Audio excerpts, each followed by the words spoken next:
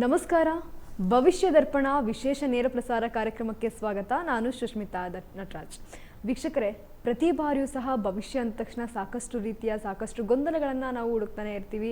ಯಾಕೆಂದರೆ ಭವಿಷ್ಯ ಅನ್ನೋದು ಎಲ್ಲರಿಗೂ ಸಹ ಪ್ರಮುಖವಾದಂತಹ ಅಂಶ ಅಂತಾನೆ ಹೇಳ್ಬೋದು.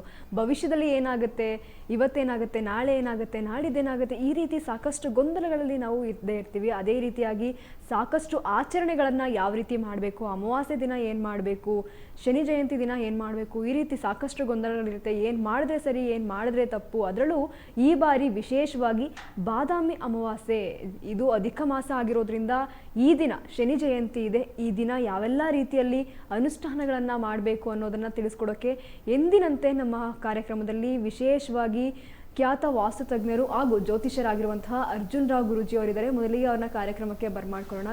ಗುರೂಜಿ, ಕಾರ್ಯಕ್ರಮಕ್ಕೆ ಸ್ವಾಗತ. ನಮಸ್ತೆ ಅಮ್ಮ. ಸಮಸ್ತ ನಾಡಿನ ಜನತೆಗೆ ಸ್ಪೀಡ್ ನ್ಯೂಸ್ ಕನ್ನಡ ವಾಹಿನಿ ಮುಖಾಂತರ ತಮ್ಮೆಲ್ಲರಿಗೂ ಆಧಾರದ ಸುಸ್ವಾಗತವನ್ನು ಬಯಸ್ತೇನೆ. ಮೊದಲಿಗೆ ಬಂಧುಗಳೇ, ನನ್ನ ತಾಯಿ ಜಗನ್ಮಾತೆ ಸ್ವರೂಪಿಣಿಯಾಗಿರ್ತಕ್ಕಂಥ, ಹೃದಯ ಸಿಂಹಾಸನದಲ್ಲಿ ನೆಲೆಯಾಗಿ ನಿಂತಿರ್ತಕ್ಕಂಥ ಮಾತಾಪಿತರುಗಳು ಆದರೆ ಜಗನ್ಮಾತೆ ಸ್ವರೂಪಿಣಿಯಾಗಿರ್ತಕ್ಕಂಥ ರೇಣುಕಾ ಯಲ್ಲಮ್ಮನ ಮನಸ್ಸಿನಲ್ಲಿ ಪ್ರಾರ್ಥನೆ ಮಾಡುತ್ತಾ, ಸೃಷ್ಟಿ ಸ್ಥಿತಿ ಲಯ ವಿನಾಶಿನಿ ಶಕ್ತಿಭೂತೆ ಸನಾತನಿ ಗುಣಾಶ್ರಯ ಗುಣಮಯೇ ಶ್ರೀ ರೇಣುಕಾ ನಮೋಸ್ತುತೆ. ಹಾಗೆ ಉತ್ತರ ನಾಡಿನಿಂದ ದಕ್ಷಿಣ ನಾಡಿಗೆ ಬಂದಿರತಕ್ಕಂಥ ಮಲೆ ಮಾದೇಶ್ವರನ ಪಾದಾರ ಬಿಂದಗಳಿಗೆ ಒಂದು ಸುತ್ತ ಈ ದಿನ ವಿಶೇಷ ಏನಪ್ಪ ಅಂತಂದರೆ, ನೋಡಿ, 5 ವರ್ಷಗಳಿಗೆ ಒಮ್ಮೆ ಬರ್ತಕ್ಕಂಥದ್ದು ಈ ಅಧಿಕ ಜ್ಯೇಷ್ಠ ಮಾಸ. ಈ ಅಧಿಕ ಜ್ಯೇಷ್ಠ ಮಾಸ ಇವತ್ತಿಂದ ಅಂದರೆ ಅಮಾವಾಸ್ಯೆ ಕಳೆದ ನಂತರ ಬರ್ತಕ್ಕಂಥದ್ದು.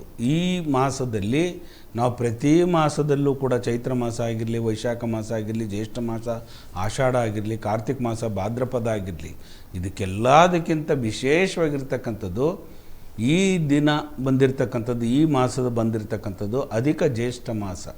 ಈ ಜ್ಯೇಷ್ಠ ಮಾಸದಲ್ಲಿ ನಾವು ಯಾವ ಅನುಷ್ಠಾನಗಳನ್ನು ಮಾಡಿದಾಗ, ಯಾವ ಪೂಜೆ ಕರ್ಮಗಳನ್ನು ಮಾಡಿದಾಗ, ನಾವು ಯಾವ ಕರ್ಮ ಫಲಗಳನ್ನು ಮಾಡಿದಾಗ ನಮಗೆ ಅತಿ ಶೀಘ್ರದಲ್ಲಿ ಫಲವನ್ನು ಕೊಡ್ತಕ್ಕಂಥದ್ದು. ಹಾಗಾಗಿ ಈ ಒಂದು ಕಾರ್ಯಕ್ರಮ ಮುಗಿಯೋಗಂಟನ್ನು ದಯವಿಟ್ಟು ವೀಕ್ಷಣೆ ಮಾಡ್ತಾಯಿರಿ. ನಮ್ಮ ಮಗಳು ನಾವಿಬ್ಬರೂ ಕೂಡ ನಿಮಗೆ ಒತ್ತು ತಂದಿರತಕ್ಕಂಥದ್ದು ವಿಶೇಷವಾಗಿರ್ತಕ್ಕಂಥ ಒಂದು ಎಪಿಸೋಡ್ ಅಂತಕ್ಕಂಥದ್ದೇ. ಯಾಕಂದರೆ ಇದು ಅಧಿಕ ಜ್ಯೇಷ್ಠ ಮಾಸದಲ್ಲಿ ಎಷ್ಟು ವಿಶೇಷತೆ ಇತ್ತು ಅಂತಂದರೆ, ನಾವೇನೇನು ಕಾರ್ಯಕ್ರಮಗಳನ್ನು ನಾವು ಮಾಡ್ತೀವಿ, ಯಾವ್ಯಾವ ಅನುಷ್ಠಾನಗಳನ್ನು ಮಾಡ್ತೀವಿ, ಅತಿ ಶೀಘ್ರದಲ್ಲಿ ಫಲ ಕೊಡ್ತಕ್ಕಂಥದ್ದು.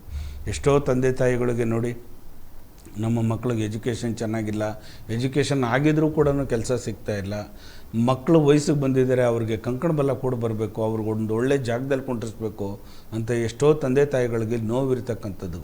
ಆದರೆ ಈ ಮಾಸದಲ್ಲಿ ನೀವು ಮಾಡ್ತಕ್ಕಂಥದ್ದು ಬರೀ 5 ದಿನ ನೀವು ಮಾಡ್ತಕ್ಕಂಥ, ನಾವು ಹೇಳೋ ಅನುಷ್ಠಾನವನ್ನು ಮಾಡಿದ್ರೆ 30 ದಿನಗಳ ಕಾಲದಲ್ಲಿ ಮಾಡ್ತಕ್ಕಂಥದ್ದಲ್ಲ, 5 ದಿನಗಳಲ್ಲಿ ಮಾಡ್ತಕ್ಕಂಥದ್ದು ಮಾಡಿದ್ರೆ ಖಂಡಿತವಾಗೂ ನೀವು ತುಂಬ ಚೆನ್ನಾಗಿರ್ತೀರ. ಮನೆಯಲ್ಲಿ ಅತಿ ಶೀಘ್ರವಾಗಿ ಫಲವನ್ನು ಸಿಗ್ತಕ್ಕಂಥದ್ದು. ಕಾದು ನೋಡ್ತಾಯಿರಿ. ನಾನು ನಮ್ಮ ಮಗಳು ಇಬ್ಬರು ಕೂಡ ನಿಮ್ಮ ಜೊತೆಯಲ್ಲಿ ಮಾತಾಡ್ತೀವಿ. ಹಾಗೆ ಸ್ಕ್ರೀನ್ ಮೇಲೆ ನನ್ನ ನಂಬರನ್ನು ಬರ್ತಾ ಇರುತ್ತೆ. ಖಂಡಿತವಾಗೂ ನೀವು ಆ ನಂಬರ್ಗೆ ಕರೆಯನ್ನು ಮಾಡಿ, ನಾನು ನಿಮ್ಮ ಜೊತೆಲಿ ಮಾತಾಡ್ತೀನಿ. ನೇರವಾಗಿ ಭೇಟಿ ಮಾಡಿದ್ರು ನಮ್ಮ ಆಫೀಸಿಗೆ ಬನ್ನಿ, ಸ್ಪೀಡ್ ನ್ಯೂಸ್ ಕನ್ನಡ ವಾಹಿನಿಗೆ, ಅಲ್ಲೂ ನಾನು ಸಿಗ್ತೀನಿ. ಖಂಡಿತವಾಗೂ ಈ ಕಾರ್ಯಕ್ರಮವನ್ನು ವೀಕ್ಷಣೆ ಮಾಡ್ತಾಯಿರಿ. ಅಪ್ಪಾಜಿ, ಈಗಾಗಲೇ ನೀವು ತಿಳಿಸ್ಕೊಟ್ರಿ ಯಾವ ರೀತಿ ಅಂತ ಅಂದರೆ, ಇದು ಅಧಿಕ ಜ್ಯೇಷ್ಠ ಮಾಸ ಅಂತ ತಿಳಿಸ್ಕೊಟ್ರಿ. ಅದರಲ್ಲೂ ಈ ಬಾರಿ ಬಾದಾಮಿ ಅಮಾವಾಸ್ಯೆ ಬಂದಿರುವಂಥದ್ದು. ಈ ಸಾಕಷ್ಟು ರೀತಿಯಲ್ಲಿ ಅಮಾವಾಸ್ಯೆಗಳು ಬೇರೆ ಬೇರೆ ರೀತಿಯಲ್ಲಿ ನಾವು ನೋಡ್ತಾ ಇರ್ತೀವಿ. ಈ ಅಮಾವಾಸ್ಯೆ ಯಾವ ರೀತಿ ವಿಶೇಷತೆಯನ್ನು ಹೊಂದಿದೆ, ಏನೆಲ್ಲ ಬದಲಾವಣೆ ಉಂಟಾಗ್ಬೋದು? ಖಂಡಿತ ಉತ್ತಮವಾಗಿರ್ತಕ್ಕಂಥ ಪ್ರಶ್ನೆ ಕೇಳಿದೆ ಮೊನ್ನೆ. ಯಾಕಂದರೆ 5 ವರ್ಷಗಳಿಗೆ ಒಮ್ಮೆ ಬರ್ತಕ್ಕಂಥ ಈ ಬಾದಾಮಿ ಅಮಾವಾಸ್ಯೆ, ಅದರಲ್ಲೂ ಜ್ಯೇಷ್ಠ ಅಧಿಕ ಮಾಸದಲ್ಲಿ ಈ ದಿನ ವಿಶೇಷತೆ ಏನಪ್ಪ ಅಂತಂದರೆ, ಶನೇಶ್ವರ ಹುಟ್ಟಿರ್ತಕ್ಕಂಥದ್ದು, ಛಾಯಾಪುತ್ರನಾಗಿ ಹುಟ್ಟಿರ್ತಕ್ಕಂಥ ಶನೇಶ್ವರನ ಜಯಂತಿ. ಎಲ್ಲೆಲ್ಲೂ ಈ ದಿನ ಆ ಶನೇಶ್ವರನ ಆಲಯ ಎಲ್ಲೆಲ್ಲಿದೆ ಅಲ್ಲೆಲ್ಲ ವಿಜೃಂಭಣೆಯಾಗಿ ಯಜ್ಞ ಯಾಗಾದಿಗಳನ್ನು ಮಾಡಿ ಹವಿಸ್ಸನ್ನು ಕೊಟ್ಟು ಆ ದೇವನಾಗಿರ್ತಕ್ಕಂಥ ಮಹಾದೇವನ ಪಟ್ಟವನ್ನು ಅಲಂಕಾರ ಮಾಡಿರ್ತಕ್ಕಂಥ ಶನೇಶ್ವರ ಈಶ್ವರ ಪದವಿಯನ್ನು ಪಡೆದಿರ್ತಕ್ಕಂಥ ಶನೇಶ್ವರ. ಚರ ಅಂತ ಅಂದರೆ ಹೋಗ್ತಾ ಇರ್ತಕ್ಕಂಥದ್ದು, ಸ್ಥಿರ ಅಂತಕ್ಕಂಥದ್ದು ಅಂದರೆ ನಿಂತ್ಕೊಳ್ತಕ್ಕಂಥದ್ದು. ಶನೇಶ್ವರ ಇವೆಲ್ಲ ಛಾಯಾಗ್ರಹಗಳು ಅಂದರೆ ಛಾಯಾಪತಿಯಲ್ಲಿ ಛಾಯಾದೇವಿಯ ಗರ್ಭಸಂಜಾತನಾಗಿ ನೀಲಾಂಜನಂ ಸಮಭಾಷಂ ರವಿಪುತ್ರ ಮೆಮಾಗ್ರಜಂ ಛಾಯ ಮಾರ್ತಾಂಡ ಸಂಭೂತಂ ತನ್ನಮಾಮಿ ಶನೇಶ್ವರನ ನೀಲವರ್ಣ ನೀಲೋಚ್ಚತ ಕಾಕವಾಹನ ಪರಮೇಶ್ವರನ ಒಂದು ಸೂರ್ಯದೇವರನ ಪುತ್ರನಾಗಿ ಜನನಾಗಿರ್ತಕ್ಕಂಥ ಶನೇಶ್ವರನ ಪಾದಾರವಿಂದಗಳಿಗೆ ವಂದಿಸುತ್ತಾ ಈ ದಿನ ವಿಶೇಷವಾಗಿ ಶನೇಶ್ವರನ ಆಲಯದಲ್ಲಿ ಎಳ್ಳೆಣ್ಣೆ ದಾನವನ್ನು ಕೊಡ್ತಕ್ಕಂಥದ್ದು, ತುಪ್ಪಗಳನ್ನು ದಾನ ಕೊಡ್ತಕ್ಕಂಥದ್ದು, ಆ ಸಮಿತಿಗಳನ್ನು ಅಲ್ಲಿ ಯಜ್ಞ ಯಾಗಾದಿಗಳನ್ನು ಮಾಡ್ತಾ ಇರ್ಬೇಕಾದ್ರೆ ಸಮಿತಿಗಳನ್ನು ದಾನವಾಗಿ ಕೊಡ್ತಕ್ಕಂಥದ್ದು, ಅಲ್ಲಿ ಯಾರು ಪ್ರಧಾನ ಅರ್ಚಕರು ಯಾರಿರ್ತಾರೆ ಆ ಯಜ್ಞ ಯಾಗಾದಿಗಳಲ್ಲಿ ಅವರಿಗೆ ವಸ್ತ್ರದಾನ ಕೊಡ್ತಕ್ಕಂಥದ್ದು, ಪಾದರಕ್ಷೆಗಳನ್ನು ದಾನ ಕೊಡ್ತಕ್ಕಂಥದ್ದು, ಶನೇಶ್ವರನ ಆಲಯದಲ್ಲಿ ವಿಶೇಷವಾಗಿ ಎಳ್ಳು ಬತ್ತಿಗಳನ್ನು ಅಂಟಿಸ್ತಕ್ಕಂಥದ್ದು, ಆ ರಕ್ಷೆಯನ್ನು ಹಣೆಗೆ ಆಜ್ಞಾಚಕ್ರದಲ್ಲಿ ಇಡ್ತಕ್ಕಂಥದ್ದು ಮಾಡಿದಾಗ ಖಂಡಿತವಾಗೂ ನಿಮಗೆ ಈ ಬಾದಾಮಿ ಅಮಾವಾಸ್ಯೆ ಅಂತಕ್ಕಂಥದ್ದು ಈ ದಿನ ಅಮಾವಾಸ್ಯೆ ದಿನ ನಿಮ್ಮ ಇಷ್ಟಾರ್ಥಗಳನ್ನು ನೆರವೇರ್ತಕ್ಕಂಥದ್ದು. ಯಾರ್ಯಾರಿಗೆ ಮಕ್ಕಳು ಸಂತಾನ ಆಗಲಿಲ್ವೋ ಅವರೆಲ್ಲರೂ ಆ ಕರ್ಮಕಾರಕನಾಗಿರ್ತಕ್ಕಂಥ ಶನೇಶ್ವರನ ಆಲಯಕ್ಕೆ ಹೋಗ್ತಕ್ಕಂಥದ್ದು. ಅವನು ಎಷ್ಟು ನಮಗೆ ಕೆಲವರು ಹೇಳ್ತಾರೆ ಈ ಶನಿ ಬಂದ ಅಂತಾರೆ, ಒಂಥರ ಕೇವಲವಾಗಿ ಮಾತಾಡ್ತಾರೆ, ಶನಿ ನೋಡಿ ಇವನು ಶನಿ ಮಹಾತ್ಮ ಇದ್ದಂಗೆ ಹೆಗ್ಲೇ ಇರ್ಬಿಟ್ಟ ನಮಗೆ ಅಂತ. ಇದೆಲ್ಲ ಅಲ್ಲ. ಶನೇಶ್ವರ ಬಂದು ನಮಗೆ ಎಚ್ಚರಿಕೆ ಗಂಟೆಯನ್ನು ಕೊಡ್ತಕ್ಕಂಥವನು. ಯಾರು ನೇಮನಿಷ್ಠೆಯಿಂದ ಪಾಲನೆ ಮಾಡ್ತೀವೋ, ಯಾರು ನೇಮನಿಷ್ಠೆಗಳಿಂದ ನಾವು ದರ್ಬಾರನ್ನು ಮಾಡ್ತೀವೋ, ರಾಜ್ಯಭಾರವನ್ನು ಮಾಡ್ತೀವೋ ಅವರಿಗೆ ಖಂಡಿತವಾಗೂ ಶುಭ ಫಲ ಕೊಡ್ತಕ್ಕಂಥವನ್ನೇ ಕರ್ಮಕಾರಕ ಆಗಿರ್ತಕ್ಕಂಥ ಶನಿ. ಆ ಶನೇಶ್ವರನ ಒಂದು ಪಾದಾರವಿಂದಗಳಿಗೆ ವಂದಿಸುತ್ತಾ ಈ ದಿನ ಆ ಪರಮಾತ್ಮನ ಸನ್ನಿಧಿ ಎಲ್ಲೆಲ್ಲಿದೆ ಅಲ್ಲೆಲ್ಲೆಲ್ಲ ಹೋಗಿ ದರ್ಶನಗಳನ್ನು ಮಾಡ್ತಕ್ಕಂಥದ್ದು ಮಾಡಿ, ದಾನ ಧರ್ಮಗಳನ್ನು ಮಾಡಿ, ಎಳ್ಳೆಣ್ಣೆಗಳನ್ನು ದಾನ ಮಾಡಿ, ವಸ್ತ್ರಗಳನ್ನು ನೀಲವಾಗಿರ್ತಕ್ಕಂಥ ಕಪ್ಪು ವಸ್ತ್ರ ಆಗಿರಲಿ, ನೀಲಿ ವಸ್ತ್ರ ಆಗಿರಲಿ, ಪ್ರಧಾನ ಅರ್ಚಕರಿಗೆ ಅಲ್ಲಿ ಬಿಳಿ ವಸ್ತ್ರಗಳನ್ನು ದಾನ ಕೊಡ್ತಕ್ಕಂಥದ್ದು ಮಾಡಿ ಖಂಡಿತವಾಗೂ ನಿಮಗೆ ಎಲ್ಲಿಲ್ಲದ ಸಿರಿ ಸಂಪತ್ತು ನಿಮಗಾಗುತ್ತೆ.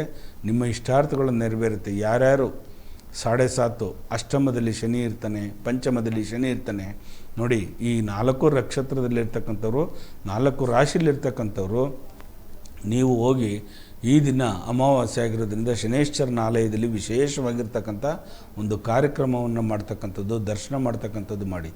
ಆ ಯಾವ ನಕ್ಷತ್ರಗಳು, ಆ ಯಾವ ರಾಶಿಗಳು ಅಂತಂದರೆ ಮೊದಲಿಗೆ ಬಂದು ಮಕರ ರಾಶಿ, ಕುಂಭರಾಶಿ, ಮೀನರಾಶಿ ಮತ್ತು ಮೇಷರಾಶಿ.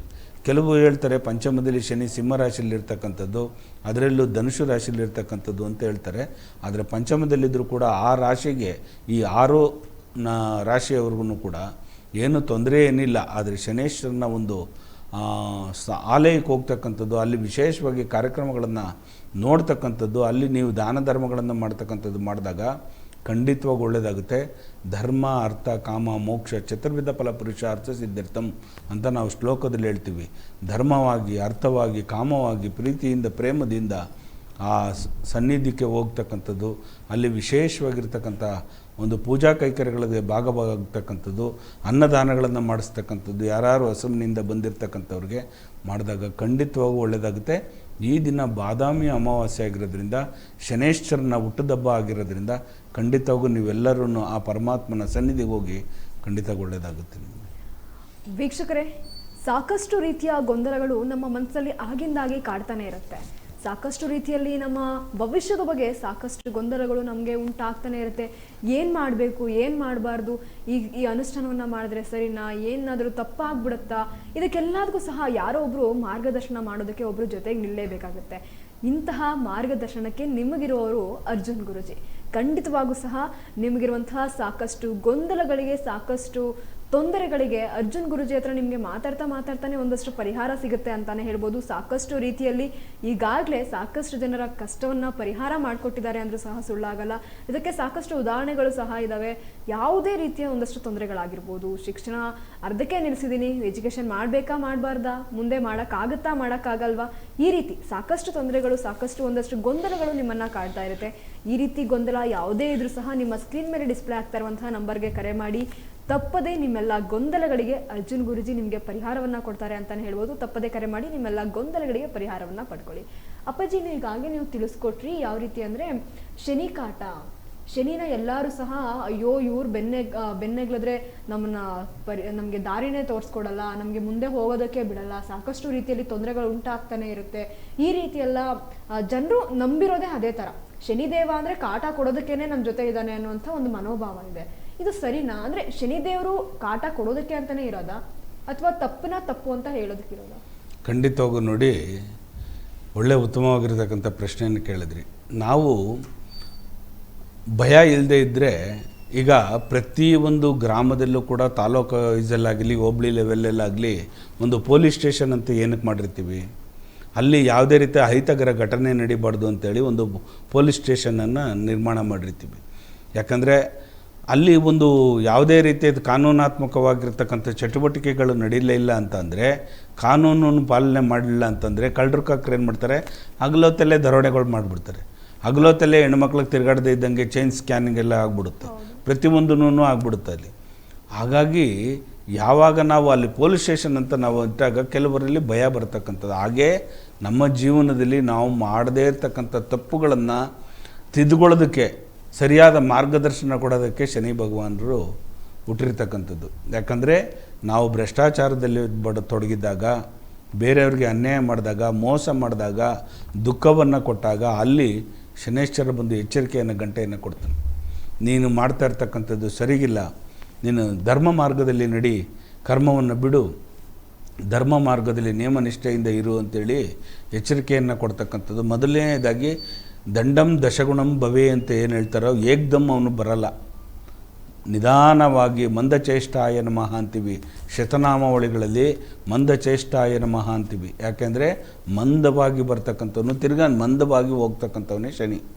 ಈಗ ಬಂದ ಆಗ ಹೋದ ಅಂತ ಇಲ್ಲ, ಅವನು ಬಂದ ಅಂದರೆ ಕುಂತ್ಕೊಂಡ್ರೆ ಕನಿಷ್ಠ ಪಕ್ಷ 7 ತಿಂಗಳುಗಳ ಕಾಲ, 7.5 ಅಂತ ಅಂದರೆ 7 ವರ್ಷಗಳ ಕಾಲ ನಮ್ಮ ಜೀವನದಲ್ಲಿ ಬಂದು ನೆಲೆಸಿ ಆಗಿರ್ತಕ್ಕಂಥವನು ಶನೀಶ್ವರ.